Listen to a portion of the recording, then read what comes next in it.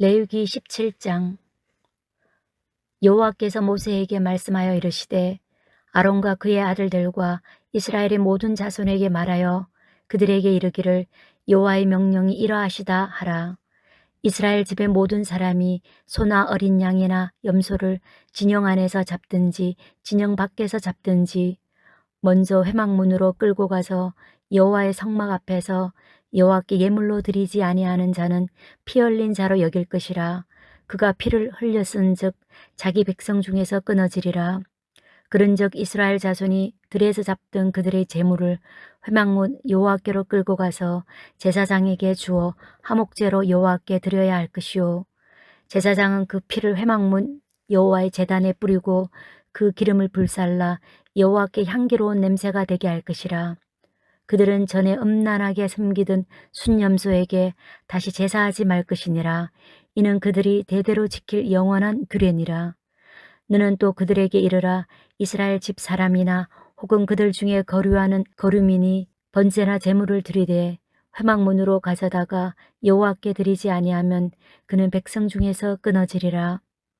이스라엘 집 사람이나 그들 중에 거류하는 거류민 중에 무슨 피든지 먹는 자가 있으면 내가 그 피를 먹는 그 사람에게는 내 얼굴을 대하여 그를 백성 중에서 끊으리니, 육체의 생명은 피에 있음이라. 내가 이 피를 너희에게 주어 제단에 뿌려 너희의 생명을 위하여 속죄하게 하였나니 생명이 피에 있으므로 피가 죄를 속하느니라. 그러므로 내가 이스라엘 자손에게 말하기를 너희 중에 아무도 피를 먹지 말며 너희 중에 거류하는 거류민이라도 피를 먹지 말라 하였나니, 모든 이스라엘 자손이나 그들 중에 거류하는 거류민이 먹을 만한 짐승이나 새를 사냥하여 잡거든 그것의 피를 흘리고 흙으로 덮을지니라. 모든 생물은 그 피가 생명과 일체라. 그러므로 내가 이스라엘 자손에게 이르기를 너희는 어떤 육체의 피든지 먹지 말라 하였나니 모든 육체의 생명은 그것의 피인즉 그 피를 먹는 모든 자는 끊어지리라. 또 스스로 죽은 것이나 들짐승에게 찢겨 죽은 것을 먹은 모든 자는 본토인이거나 거류민이거나 그의 옷을 빨고 물로 몸을 씻을 것이며 저녁까지 부정하고 그 후에는 정하려니와, 그가 빨지 아니하거나 그의 몸을 물로 씻지 아니하면 그가 죄를 담당하리라. 아멘. 내가 태어나 자란 어릴 적 시골집은 텃밭이 비교적 컸습니다. 기와집을 두고 울타리 돌담안으로 커다란 감나무만도 한 10대꾸루에 생강이나 마늘 등 밭작물을 키우는 텃밭이 크게 있었고, 또 한켠엔 돼지막사가 있을 정도로 컸습니다. 한 360평 정도의 그런 텃밭이었으니까 그 마당이 딸린 텃밭이 작지 않았죠. 그러다 지금 우리 어머니께서 사시는 우리 본가로 이사를 가게 되었는데 40년 전에 이사를 지금 와서 지금까지 살고 있습니다. 지금의 집터도 200평이 됩니다.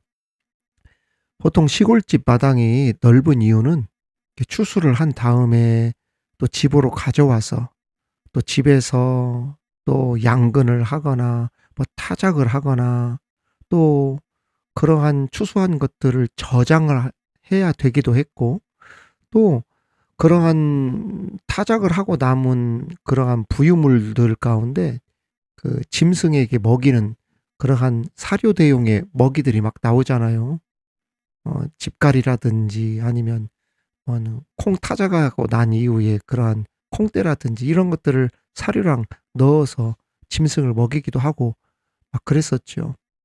그래서 텃밭이나 마당에 큰 집들이 시골에 가면 많았습니다.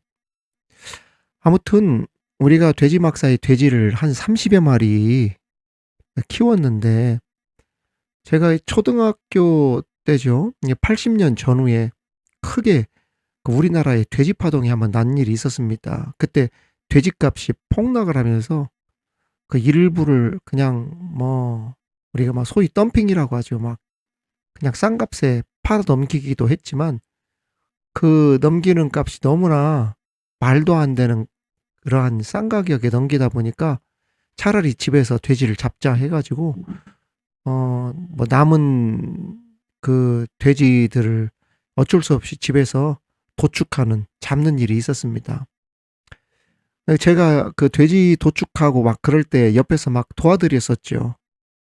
말이 그렇지 커다란 막 돼지 같은 짐승을 잡는 일 쉽지 않습니다. 이 짐승 잡을 때 막 뭐가 나옵니까? 막 피가 쏟아져 나오잖아요. 그때 피비린내가 지금도 잊을 수 없을 정도로 비위가 약한 사람들은 이러한 일을 할 수가 제대로 이게 할 수가 없어요. 막 징그럽기도 하고 막 그 냄새 같은 것들이 있거든요. 아무튼 짐승을 해체하다 보면 당연히 피를 마주할 수밖에 없습니다.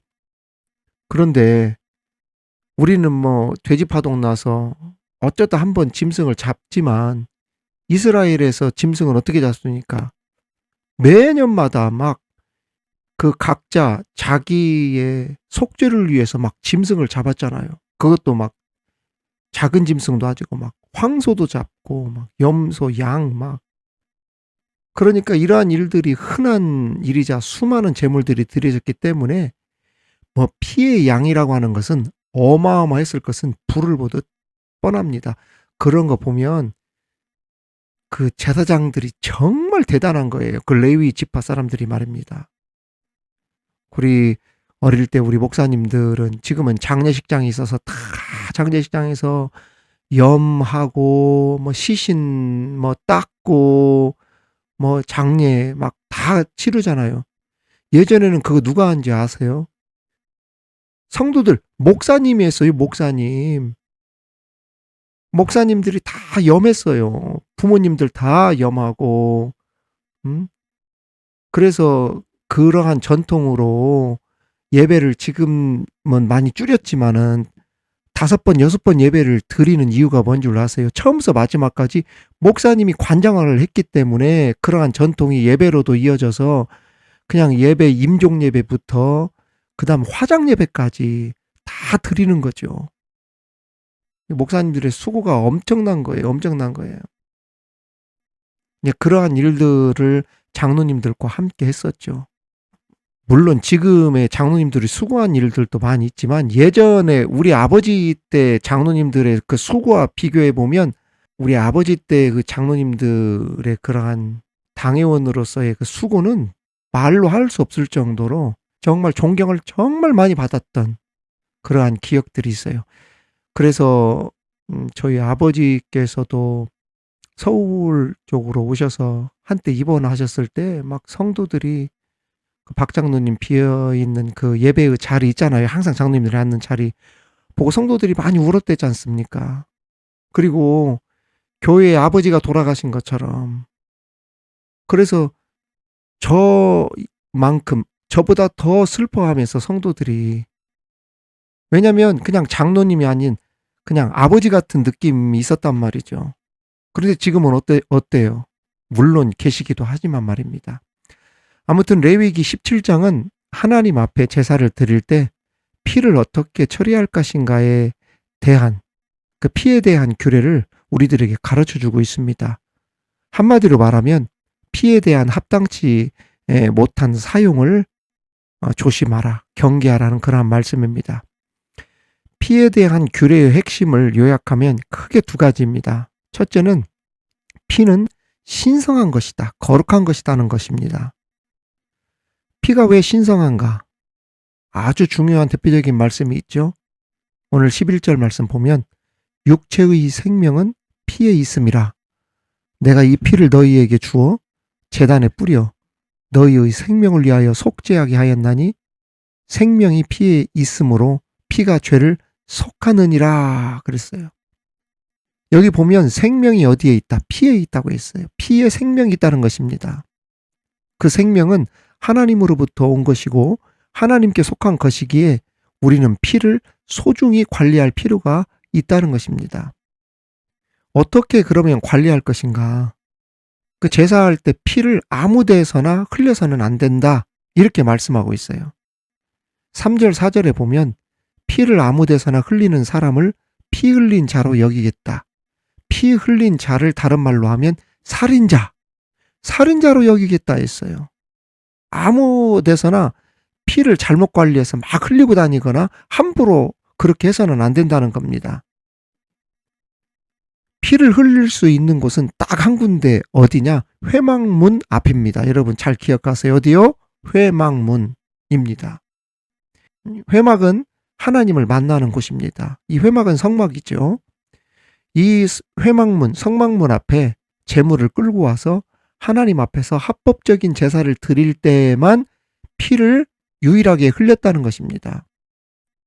하나님께 제사용 외에 다른 목적으로 피를 흘려서는 안 된다는 말입니다. 피에 대한 규례를 하나님은 이처럼 까다롭게 했어요. 이렇게 엄격하고 까다롭게 피를 처리하도록 만들고 아무 곳에서나 피를 흘리지 못하도록 엄격하게 선포한 이유가 있습니다. 그것은 중요한 이야기입니다. 생명 경외 사상을 가지고 살아야 된다. 생명의 가치의 소중함을 강조하여서 생명을 자기 마음대로 해서는 안 되고 전적으로 하나님께 맡겨야 함을 강조하고 있는 거예요. 요즘 생명 경시 사상이 너무 흔하게 일어나고 있습니다. 그 대표적인 것이 바로 자살 행위와 살인 행위지요. 특히 우리나라의 경우 자살률이 세계 1위라고 하는 불명예를 가지고 있습니다. 특히 학교 학생들의 자살률이 심각한 지경에 이르자 요즘 학교에서는 생명 경시 사상과 자살 예방 교육, 인간의 존엄성 등 자신의 신체를 아끼고 존중하는 교육을 확대 실시하고 있다고 합니다. 그런데 우리가 주목해야 할 부분이 있습니다. 자살은 말 그대로 자신이 만든 문제로 자신이 스스로 견디지 못해 자신의 생명을 끊는 경우, 이걸 자살이라고 하잖아요. 그런데 어떤 경우는 자기 자신 스스로 목숨을 끊어서 죽는 것이 아니라 타인의 압력과 타인의 폭언과 폭행과 폭력 등을 견디지 못하고 목숨을 끊는 경우가 있다는 것이죠.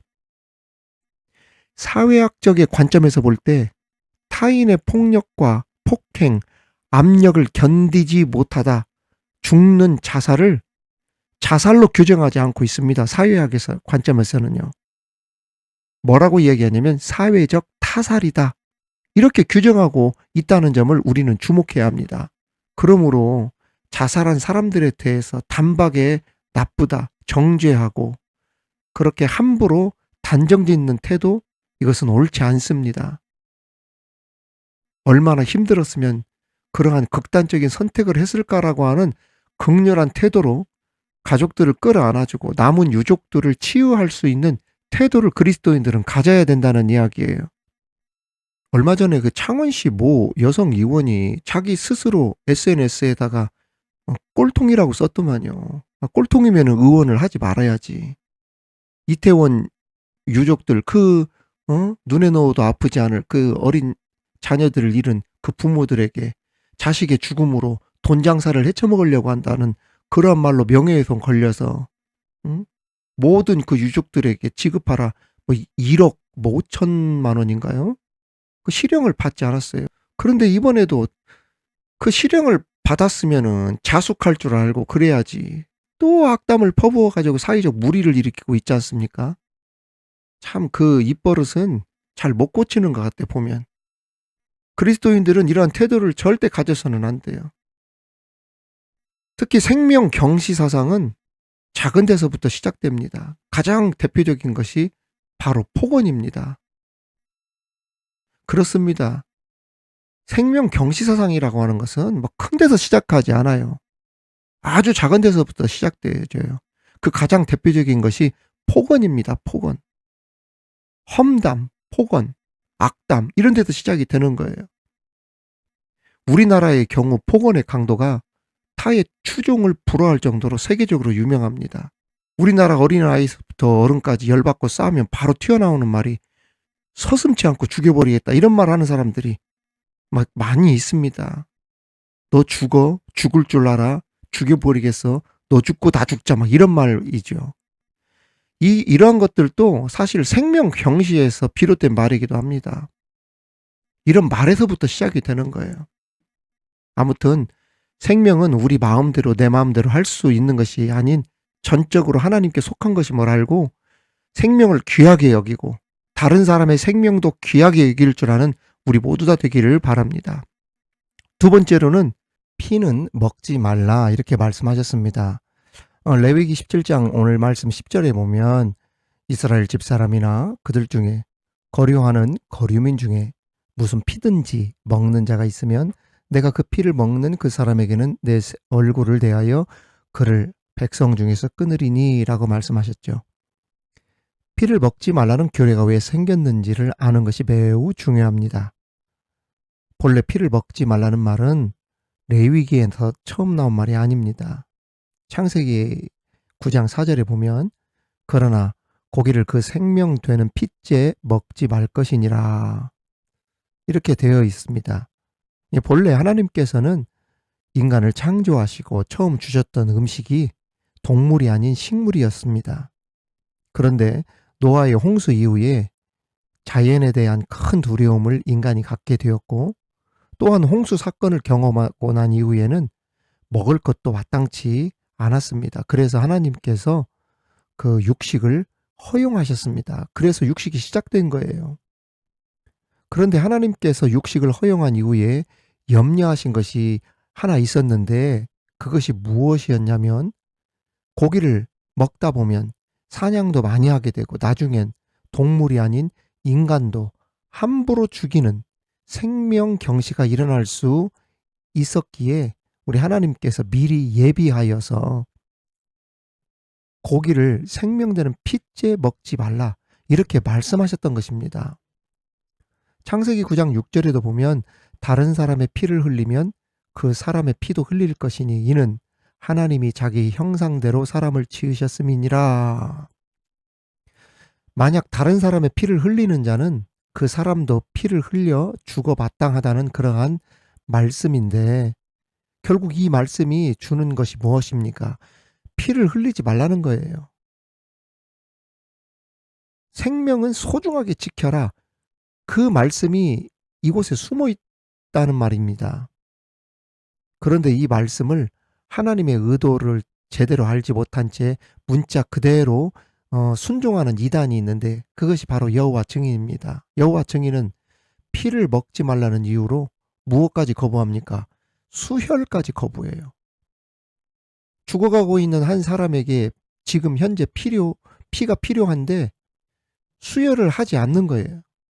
만일 어떤 사람이 죽어가고 있다면 하나님의 본래 의도는 뭐냐? 생명을 살리기 위해서라도 피를 주어야 합니다. 그런데 문자 그대로 본래의 뜻을 이해하지 못한 여호와의 증인은 자기 가족인데도 수혈을 하지 않고 죽도록 방치해버리는 그러한 무서운 일을 저지르고 있는 거예요. 그래서 우리가 이 말씀을 잘 이해해야 된다는 것입니다. 아무튼 이 피에 관련된 것은 생명 경시해서는 안 되고 생명을 존중해야 되고 생명이 정말 중요하다는 그러한 교훈이 이 피의 규례에 숨어 있다는 것입니다. 우리가 이 사실을 기억하면서 내게 생명을 주신 하나님 앞에 감사하여서 생명 경시가 아닌 생명을 존중하고 다른 사람의 생명도 귀하게 여길 줄 아는 우리 모두 다 되기를 주님의 이름으로 축원합니다. 존귀하시고 거룩하신 하나님 아버지, 우리 죄를 위해 이 땅에 오셔서 거룩한 속죄의 피를 흘려주시니 감사합니다. 우리 죄가 씻김으로 사망에서 생명으로 옮겨지는 구원의 은혜를 얻게 된 것처럼 예수님의 생명의 피가 다른 사람들에게도 전해지고 믿어지는 역사가 나타나게 하여 주옵소서. 우리 삶의 모든 만남 가운데 구원의 역사들이 나타나게 하여 주옵소서. 생명 경시 사상이 만연한 이때 우리에게 주신 생명을 소중하게 지켜나가게 하시고 교회에서부터 생명의 존엄성과 소중하게 창조되었다는 사명감으로 충만하게 하여 주셔서 하나님을 기쁘시게 하는 우리들 되게 하여 주옵소서. 예수님의 이름으로 기도하옵나이다. 아멘.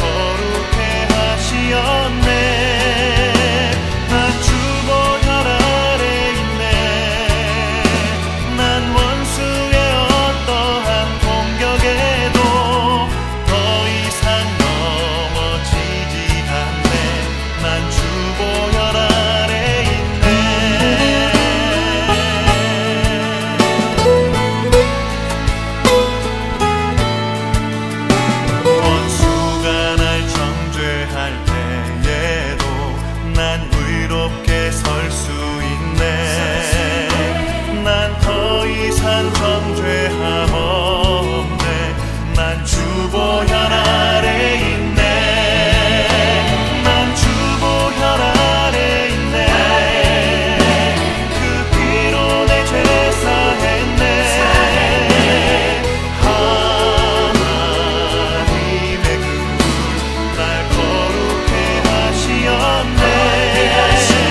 난 주보혈 아래 있네. 난 원수의 어떠한 공격에도 더 이상 넘어지지 않네. 난 주보혈 아래 있네. 난 주보혈 아래 있네. 그 피로 내 죄 사했네. 하나님의 그 날 거룩해 하시었네. 난 주보혈 아래 있네. 난 원수의 어떠한 공격에도 더 이상 넘어지지 않네. 난 주보혈